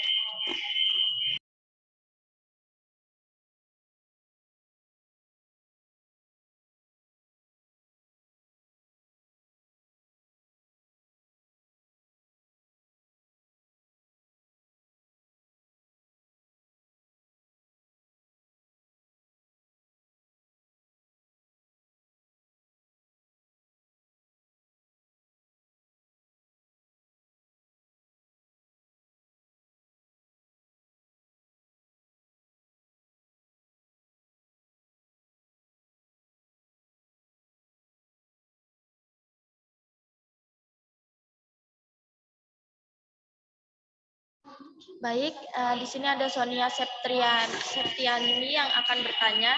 Kepada Sonia Septriani dipersilakan. Baik, Assalamualaikum warahmatullahi wabarakatuh. Saya Sonia Septriani, WP 21. Waalaikumsalam, silakan Mas Nia. Pertanyaannya, dampak positif apa saja yang bisa didapatkan jika beralih ke koperasi syariah? Kepada Bapak Syauki, apakah ingin langsung dijawab atau kita kumpulkan terlebih dahulu pertanyaannya? Langsung saja Mbak, langsung saya jawab aja. Oke, tadi dijawab keuntungannya ya kalau ke syariah. Jadi kalau misalkan keuntungannya ada 2 ya, keuntungan duniawi sama keuntungan ukhrawi. Jadi kalau keuntungannya kan kita nanti lebih tenang ya kalau misalkan lembaga keuangannya itu syariah karena kan sudah non ribawi. Terus jadi ada seperti ini Mbak. Kalau misalkan akad syariah itu misalkan akad mudharabah ya, akad mudharabah misalkan. Akad mudharabah itu kan ada dua pihak, ada shahibul mal, ada mudharib. Shahibul mal pemilik dana, mudharib itu yang didanai atau dibiayai. Ketika misalkan kita sebagai mudharib ya ke lembaga keuangan syariah, kemudian kita didanai, tapi tanpa kelalaian, tanpa kelalaian ternyata kita merugi. Itu si mudharib itu tidak ada kewajiban untuk mengembalikan dana tersebut. Dengan catatan tidak ada kelalaian, ya, bisa dibuktikan tidak ada kelalaian. Kemudian misalkan ada jaminan ya sudah hanya sebesar jaminannya tersebut ganti ruginya gitu ya. Jadi kita tidak bisa kalau misalkan kita konvensional kan nggak ada perhitungan mau untung mau rugi ya sudah si nasabah tersebut akan tetap terus dikejar seperti itu ya. Tapi kalau syariah enggak karena kita menjalankan prinsip syariah ya. Kalau misalkan akadnya mudharabah ya sudah karena kita memodalin orang berarti kita siap atas segala konsekuensinya. Kita memberi modal tersebut mau untung mau rugi kita siap. Tapi kalau misalkan akadnya itu konvensional pemberian modal itu si pemberi modal ya pokoknya harus dapat untung seperti itu. Nah, itu bedanya. Kemudian yang lain lagi misalnya dari sisi kalau misalkan itu keuntungan misalkan ya. Kalau dari sisi lembaganya. Kalau dari lembaganya, misalkan memberikan pinjaman dengan akad mudharabah, dengan fixed rate. Nah, bunga pinjaman itu kan diatur ya. Bunga pinjaman itu kan diatur. Misalkan sekarang untuk kredit usaha mikro misalkan ditentukan 7% gitu misalkan. Atau kredit KPR floating rate 7%, tenor 3 tahun setelah itu jadi 12%. Misalkan kayak gitu ya. itu kan sudah diatur. Tapi kalau lembaga itu menjalankan prinsip syariah, kemudian dengan akad mudharabah, maka itu sudah lepas dari aturan tersebut. Karena yang ditentukan kan nisbahnya. Bahkan ketika misalkan yang diberi modal ini keuntungannya sampai 2 kali lipat ya, dari 100 juta sampai 200 juta, misalkan disetujui nisbahnya itu 50-50, ya sudah, lembaga tersebut bisa dapat keuntungan 50 juta, yang nggak mungkin ketika transaksi itu dilakukan secara konvensional. Nah, seperti itu. Mungkin itu jawaban dari saya. Keuntungannya itu seperti itu, jadi ada keuntungan material dan non-material. Tentunya masyarakat juga lebih percaya sih kalau sekarang ke bank syariah. Oke, mungkin cukup jelas Mbak Moderator jawaban saya. Mbak Sonia ya tadi yang tanya. Baik, Terima terima kasih kasih pertanyaannya. kepada rekan-rekan yang lain jika ingin bertanya dipersilahkan.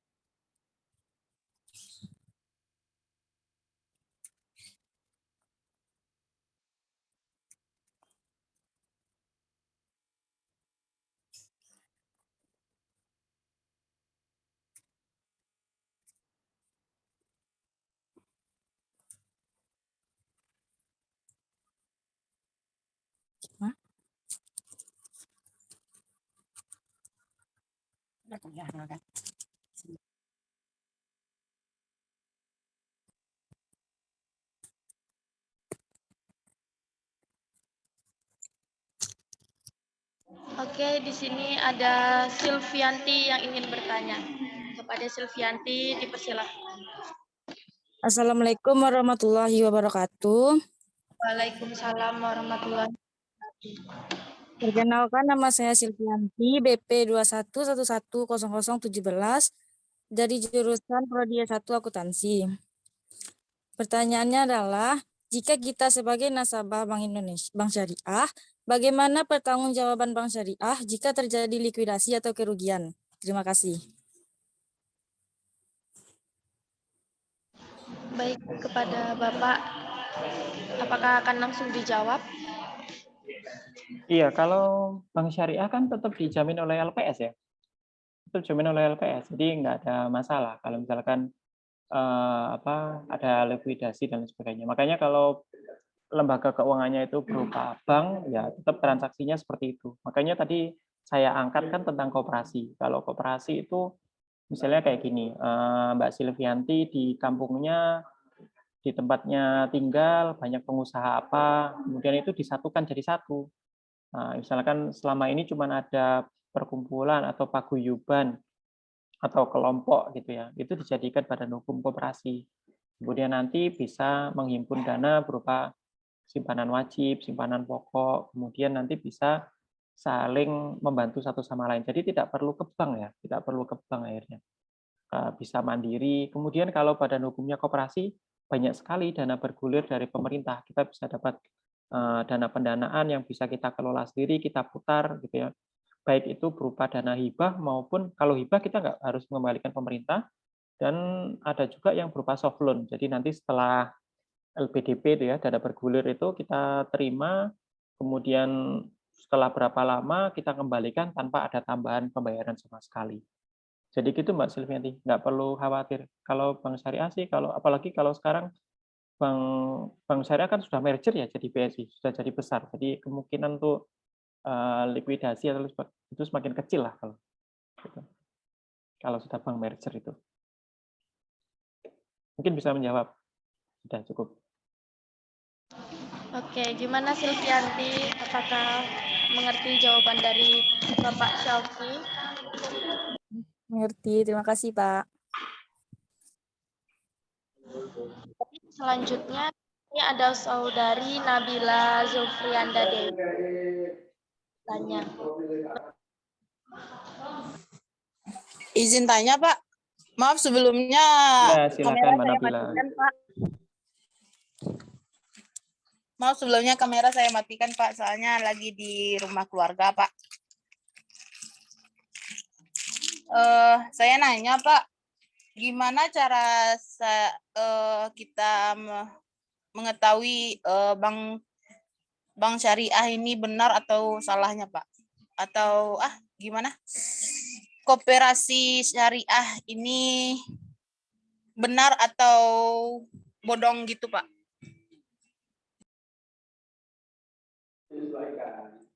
Oke, saya share ya. Coba saya share. Saya share ini. Nah, untuk ngecek koperasi, koperasi yang resmi, karena memang saya lama bergelut di koperasi ya, nanti bisa dibuka nik.depkop.id. depkop.go.id.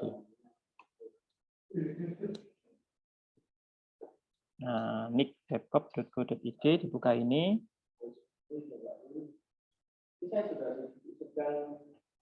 Oke, benar.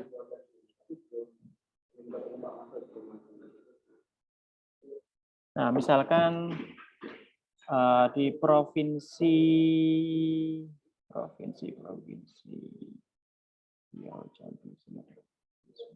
misalkan di Sumatera Barat, kemudian di Kota Padang misalkan. Nah, di sini ada operasinya. Nah, kalau nggak tercantum di sini berarti dia bodong. Nah, gini. Nah, hanya koperasi-koperasi. Nah, jumlah koperasi ditemukan 579 koperasi di Kota Padang. Nah, nanti bisa dilihat di sini. Nah, ini ada beberapa halamannya, ini juga bisa diklik ya. Bisa juga di search. Nah, misalkan Binuang, ada nggak koperasi yang ada namanya koperasi Binuang? Dari koperasi. Oh, ini ada. BMT Binuang Kampung Dalam. Dan ini sudah resmi.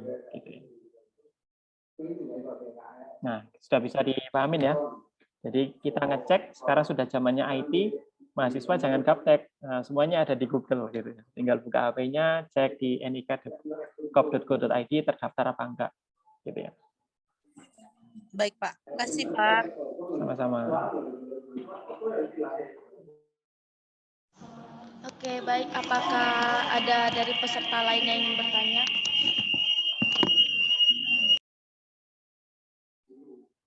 Ini ada lagi, Mbak. Kak Wila Santika. Kepada Kak Wila Santika dipersilahkan. Sebelumnya, perkenalkan nama saya Wila Santika, BP20. Izin bertanya, Pak. Bolehkah koperasi syariah menerapkan sistem member get member? Maksudnya di sini memberikan komisi kepada investor untuk membawa investor baru lainnya, Pak. Terima kasih.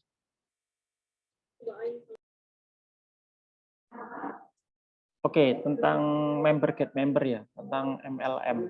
Tentang MLM ini, kalau tentang MLM sendiri, saya belum tahu. Nanti mungkin saya jadikan PR, Mbak Wila ya. Nanti saya kan tadi sudah ada nomor saya share. Nanti di PPT nanti akan saya, Mbak Wila nanti silakan WA saya, nanti saya jawab. Kalau saya sudah ketemu dasar hukumnya. Karena kalau saya nggak tahu dasar hukumnya, saya nggak mau jawab. Karena nanti dipertanggungjawabkan di akhirat. Nanti akan saya cari tahu. Boleh, Pak. Terima kasih pertanyaannya ya, Mbak Wila.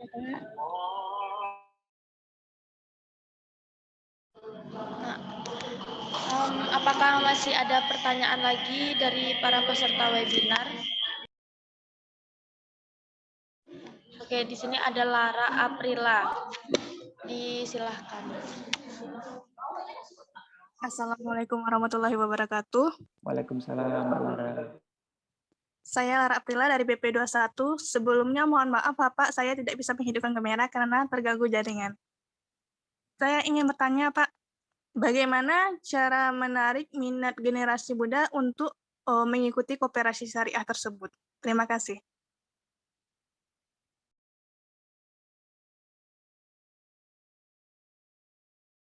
Oke, salah satu caranya ya sama kayak ini ya, mengadakan webinar ini salah satu caranya. Dan dari webinar tadi kan sudah saya jelaskan ya. Jadi banyak sekali peluang-peluang ya kalau kita misalkan memiliki sertifikasi di bidang syariah. Selain manfaat kita bisa mencari keuntungan material ya, kita kan itu sebagai profesi. Nah, kita juga ada unsur dakwahnya juga gitu ya. Dan kita kalau kita bisa membantu kelompok masyarakat yang awalnya itu misalkan di lingkup ibu-ibu aja, di lingkup ibu-ibu arisan, PKK, misalkan di sana ada akad yang kita anggap tidak syariah, ya kita coba syariahkan gitu ya. Nah, kalau kita bisa membantu itu kan pahalanya besar ya. Kita sudah menyelamatkan berapa orang dari transaksi riba gitu Mbak Lara. Nah, kemudian bagaimana sih kok agar bisa meningkatkan? Ya saya tadi kan sudah share ya. Sudah share bahwa koperasi itu bukan sesuatu hal yang kecil. Tadi contohnya di awal itu saya jelaskan ini ya, sama seperti ini. Klub sebesar Barcelona, klub sebesar Real Madrid itu adalah koperasi gitu ya. Kemudian tadi sudah saya sebutkan juga ada koperasi klien saya dulu di Cilegon ya, koperasi Kosera, koperasi sejahtera PT Kiek, Krakatau Industrial Estate Cilegon. Itu dia bahkan koperasinya itu yang audit EY gitu ya, salah satu Big Four gitu ya. Kemudian ada juga BMI yang ada di Jawa Barat. Ini asetnya juga sama, sudah triliunan seperti itu. Bahkan bayar pajaknya itu miliar. Jadi jangan sampai generasi muda sekarang itu menganggapnya koperasi itu hal yang kecil. Padahal banyak sekali yang dengan koperasi itu bisa dilakukan. Koperasi sekarang bisa punya NIB, bisa ikut tender, dan lain sebagainya. Jadi gitu jawabannya Mbak Lara. Ya dengan webinar ini ya, nanti kan ini direkam, nanti insya Allah nanti diupload juga di YouTube, bisa mengundang minat dari teman-teman juga. Dimulai dari teman-teman kita lah, semua yang di sini nanti ini. Sudah mulai sadar tentang pentingnya mempelajari ekonomi syariah yang paling dekat diterapkan di masyarakat, yaitu dengan ekonomi syariah. Oke.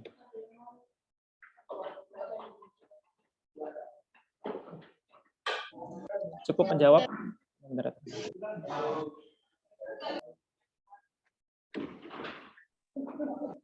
Oke, Lara sudah dijawab oleh Bapak Sauki.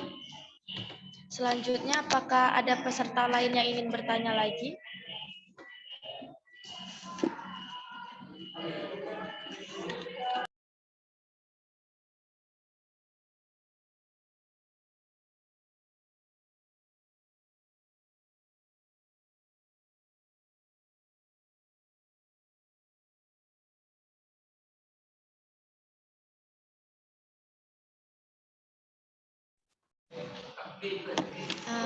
Sekali lagi, apakah dari peserta webinar ada yang ingin ditanyakan lagi kepada pemateri?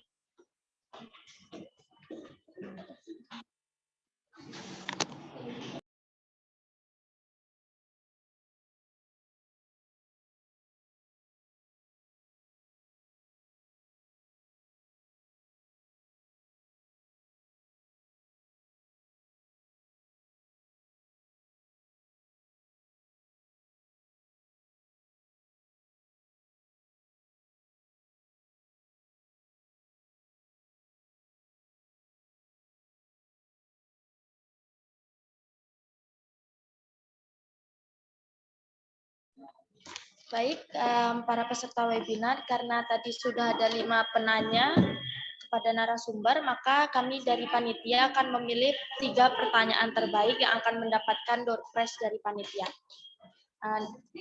3 penanya terbaik akan diumumkan melalui grup webinar nanti.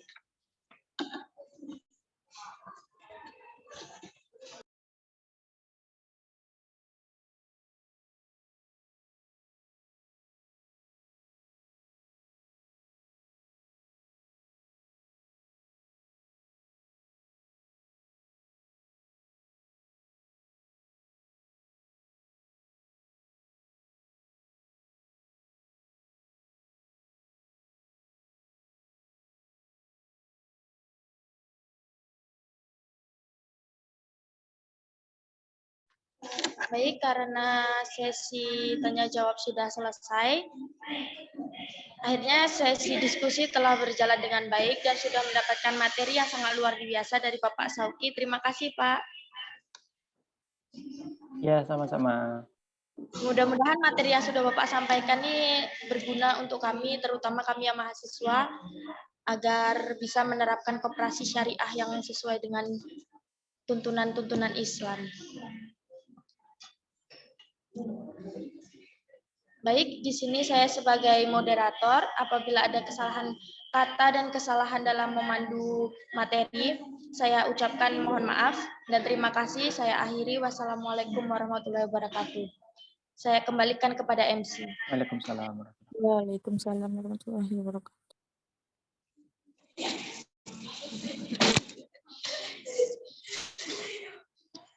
Baiklah, terima kasih kepada moderator kita Tutut Fatina dan Bapak Muhammad Syauki Haris Eskom Mkom yang telah menyempatkan diri untuk berbagi ilmu dengan kita.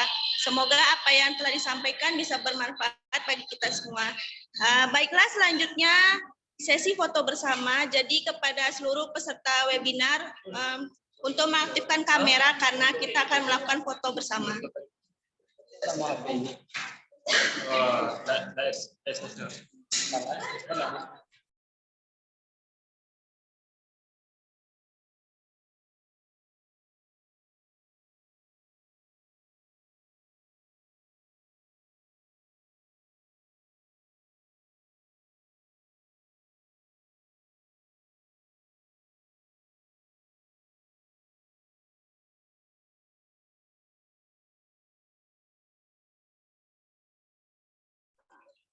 Baiklah, untuk slide yang pertama.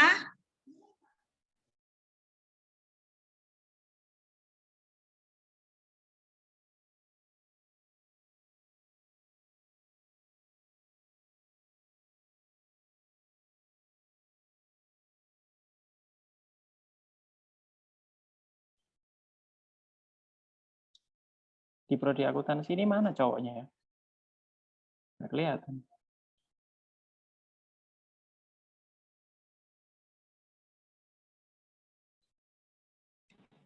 Untuk slide yang kedua.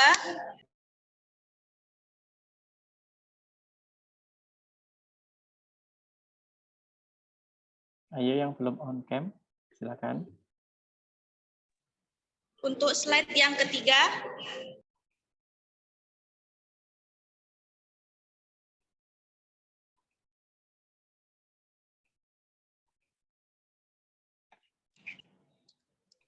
Dan untuk slide yang terakhir.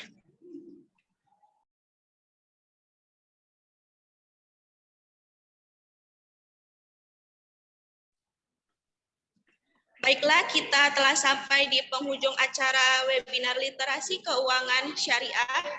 Semoga dengan adanya webinar ini dapat memberikan pemahaman dan ilmu yang bermanfaat bagi kita semua. Baiklah, saya Dizara Malia sebagai MC pada pagi hari ini pamit undur diri dan saya ucapkan terima kasih atas perhatiannya. Wassalamualaikum warahmatullahi wabarakatuh. Waalaikumsalam warahmatullahi wabarakatuh. Materi saya share di chat Zoom ya. Silakan di-download. Baik, Pak. Terima kasih, Pak. Ya, sama-sama. Saya izin live ya.